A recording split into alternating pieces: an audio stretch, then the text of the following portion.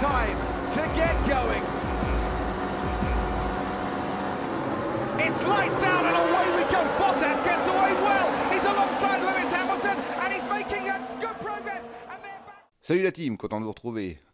Samedi, nouvelle vidéo, vous le savez, aujourd'hui on va parler de l'arrivée de Porsche en Formule 1 dans l'écurie Red Bull. Ça a pas mal fait parler sur les réseaux, on va un peu analyser ça ensemble, les pour et les contre.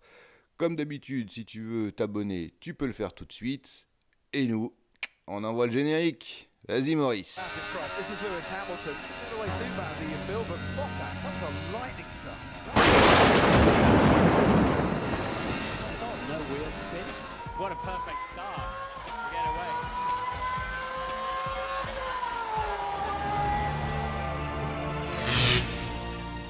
On savait qu'un nouveau motoriste voulait arriver en Formule 1. Il y avait beaucoup de noms qui circulaient. Audi, Volkswagen, même Bugatti. Bon, je vais pas tous te les faire quand même. Eh bien, c'est Porsche qui a décroché la timbale en signant avec Red Bull et en rachetant 50% de l'écurie. Bon, on est d'accord, ça faisait quand même un moment qu'ils en parlaient. Ils n'ont pas fait ça un vendredi soir sur un coup de tête à moitié torché, dans un boui-boui, en sirotant un pichet de pinot gris quand même. Il va y avoir des choses assez intéressantes, je pense, qui vont pouvoir sortir de là. Mais attention, il y a aussi des grosses zones d'ombre et potentiellement de grosses difficultés. Le côté positif, c'est qu'effectivement, on va avoir un nouveau motoriste. Enfin, nouveau, c'est pas un motoriste supplémentaire, n'oubliez pas, c'est un changement.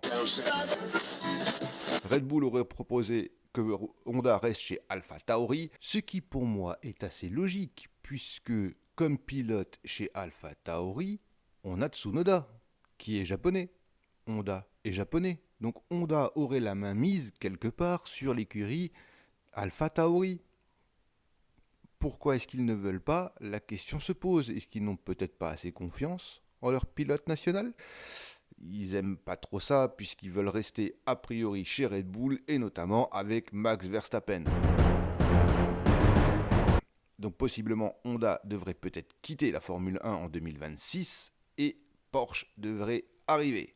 Que se passera-t-il pour AlphaTauri? On ne sait pas pour l'instant. Peut-être un autre motoriste? Un motoriste français? On ne sait pas. Ça pourrait être sympa. Mais l'arrivée d'un nouveau motoriste, c'est toujours très compliqué. Aucun nouveau motoriste qui est arrivé n'a performé dès le départ. Et ça, c'est vraiment le point noir. Parce qu'il va falloir créer le moteur. Alors Porsche, bien sûr, crée déjà des moteurs, puisqu'ils sont dans à peu près toutes les disciplines. Que ce soit le VEC, que ce soit d'autres disciplines sportives. Quoi? Ils sont Formule E, Porsche? Tu te moques de moi ou quoi? Oh putain, c'est vrai. Mais ils sont beaucoup sur de la Porsche Cup, donc des moteurs Porsche dans des voitures Porsche, ce qui fonctionne très bien, et tout à égalité, ce qui fonctionne très bien. Là, ils vont devoir créer un nouveau moteur. Attention, il y a aussi le nouveau carburant qui va arriver en 2026, donc un carburant beaucoup plus écologique. Il va falloir trouver le moyen d'intégrer le moteur dans le châssis. Et on a déjà vu que c'était pas si simple que ça, c'est pas simplement, on claque pas simplement un moteur F1 sur un châssis aussi facilement que ça. Il va falloir travailler la fiabilité, parce qu'un moteur de Formule 1 est un moteur exceptionnel et unique. Aucun autre moteur, même les VEC, ne sont au niveau des moteurs de Formule 1, du moins ne sont égaux aux moteurs de Formule 1. Donc il y a des spécificités aux moteurs de F1. Est-ce que Porsche arrivera à faire ça, à trouver le meilleur compromis, la meilleure balance? Ça va être compliqué. Donc moi je pense qu'en 2026, quand Porsche arrivera, ce sera une redescente de Red Bull. Alors peut-être pas longue, 2 ans possiblement, mais il va y avoir des complications comme ça qui vont arriver. Maintenant si on regarde le calendrier, ça veut dire que 2026, nouvelle réglementation moteur, plus nouvelle réglementation carburant, plus 4 ans plus tard, donc 2030, arrivée d'une toute nouvelle réglementation. Ça fait énormément de choses qu'il va falloir intégrer. Est-ce qu'ils arriveront à tirer le meilleur parti de ce qu'a déjà fait Honda pour Red Bull et travailler avec Honda? Je ne suis pas vraiment sûr parce que Honda avait déjà du mal à travailler avec Red Bull alors qu'ils fournissaient le moteur et Red Bull le châssis. Les deux entités avaient déjà du mal à s'entendre pendant un certain moment. Donc est-ce que là, ils vont faire le mea culpa et ils vont tout donner comme ça à Porsche? peu probable quand même. Ils vont quand même faire la rétention d'informations, ça me semblerait assez logique. Ils vont donner le minimum. Donc Porsche va devoir énormément travailler, créer l'usine qui va autour, du moins l'entité création moteur qui va autour. Ça, quelque part, de vous à moi, je m'en fais très peu. Porsche a déjà pas mal d'infrastructures pour créer des moteurs. Ça devrait être assez simple pour eux, du moins beaucoup plus simple que pour d'autres fabricants de moteurs. Mais potentiellement, 2016, une chute de Red Bull au classement, fiabilité, intégration, tout ça va, je pense, potentiellement poser des problèmes. Après, en termes de notoriété, c'est quand même autre chose, on va pas se le cacher, d'avoir un moteur Porsche que d'avoir un moteur Honda. Calme-toi, je sais que Honda est historique en Formule 1, mais quand on regarde pour la nouvelle génération, on va dire que Porsche a une meilleure notoriété mondiale, on va pas se le cacher. C'est pas cracher sur Honda, c'est juste une question de notoriété.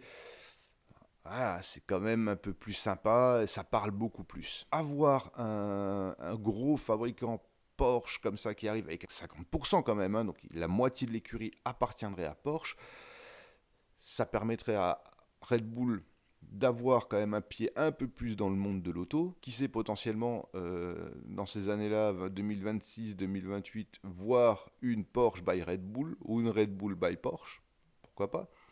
Et ça permettrait aussi à Porsche justement d'avoir un peu plus de notoriété, la Formule 1 étant de plus en plus attractive, et ça, personne ne dira le contraire, d'avoir vraiment le pied dans le monde pur de la Formule 1, c'est vraiment une belle carte de visite en tout cas.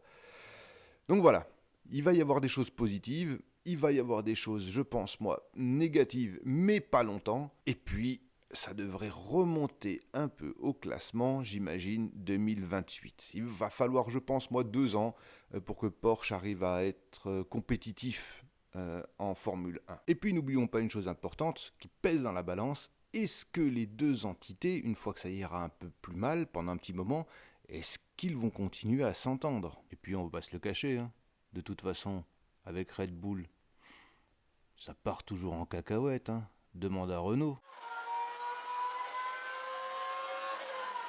Alors, votre avis, est-ce que Porsche réussira son entrée en Formule 1 en 2026? Est-ce que Porsche va mettre du temps ou va complètement rater son entrée en 2026? Laissez-nous, bien évidemment, votre avis dans les commentaires et on se fera un plaisir d'y répondre.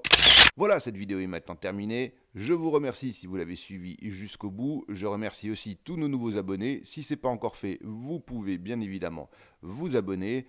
Et vous pouvez, comme d'habitude, liker, partager, commenter cette vidéo. Faites ce que vous voulez. Mais restez vivants. Ciao. It's time to get going.